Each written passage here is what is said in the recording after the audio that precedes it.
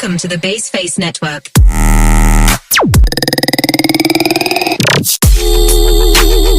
Assalamualaikum warahmatullahi wabarakatuh.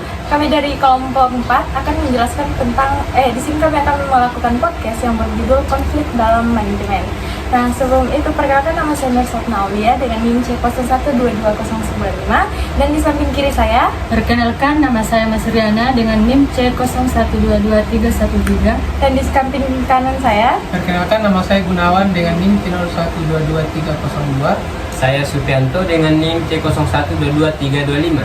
Saya Nursinta dengan NIM C01222322. Menurut Sinta, apa sih itu konflik? Menurut saya, konflik adalah suatu perbedaan pendapat antara dua orang atau lebih dalam suatu organisasi. Oke, Sapna, apa-apa saja konflik dalam manajemen? Maksudnya konflik negatif dan positifnya. Oke.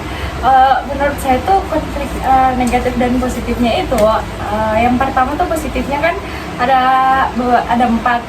Yang pertama itu meningkatkan produktivitas, meningkatkan kreativitas dan inovasi, terus meningkatkan komunikasi, dan terakhir itu meningkatkan kohesi tim.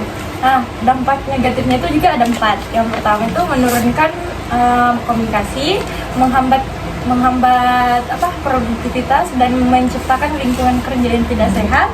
Terus yang terakhir itu menurunkan moral, gitu. Menurut saya. Apa sih penyebab atau sumber yang terjadinya konflik? Yang pertama itu sumber internal atau dari dalam. Itu adanya ketidaksamaan tujuan atau sasaran yang dilakukan oleh dua orang atau kelompok tersebut. Kemudian perbedaan norma, kemudian perbedaan kepribadian. Biasanya itu kepribadian ada yang lebih cenderung pendiam atau lebih banyak yang banyak berbelit-belit. Kemudian kegagalan komunikasi, karena kalau tidak ada komunikasi yang efektif atau efisien akan terjadi kesalahpahaman antar dua orang atau kelompok tersebut.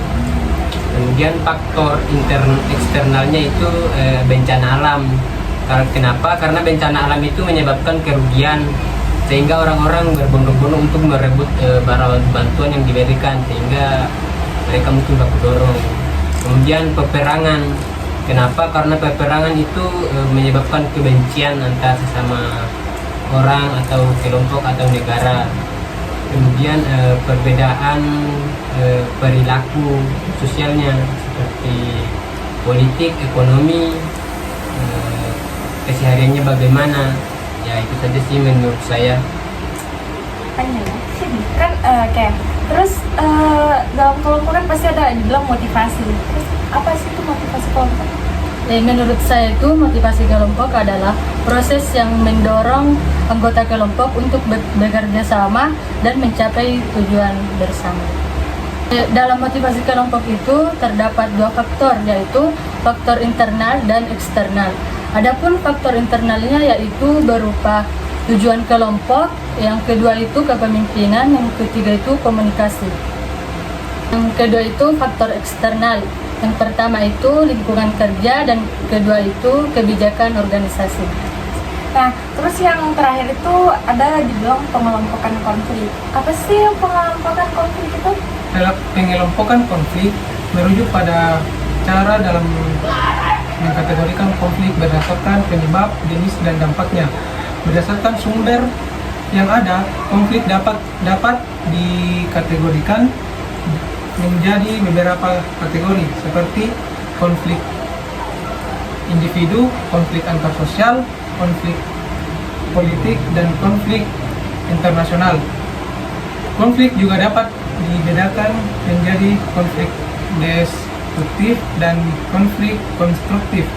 Konflik destruktif adalah konflik yang muncul karena adanya perasaan yang tidak senang, rasa benci, dan dendam. Sedangkan konflik konstruktif adalah konflik yang bersifat fungsional yang muncul karena adanya perbedaan pendapat. Sekian dari saya. Oke, baik. Di sini kami akan memberikan contoh studi kasusnya. Nah, contoh studi kasusnya itu akan dibacakan oleh Sinta. Oke. Manajemen konflik di CIMB Niaga Cabang Yogyakarta. Studi kasus penanganan konflik antara karyawan X-Ban Limpo dan karyawan X-Ban Niaga pasca Marger periode November 2008 sampai November 2010. Nah, hasil dari analisis kasus ini ialah perbedaan sebelum dan sesudah Marger. Marger memiliki dampak positif dan negatif bagi setiap anggota organisasi. Percampuran dua budaya organisasi ini sama dengan mencampurkan perbedaan nilai-nilai yang dianut tiap anggotanya. Penggabungan dua organisasi ini harus diselaraskan supaya dapat meminimalisir perbedaan-perbedaan yang ada. Adaptasi setiap karyawan itu penting ketika perusahaan melakukan Marger menjadi sebuah perusahaan yang baru dengan melibatkan karyawan yang sama. Namun, untuk memulai sebuah adaptasi, perusahaan perlu mendukung adanya program-program selain budaya, perbedaan, dapat dilihat pada sistem kerja berdasarkan visi dan misi perusahaan yang baru.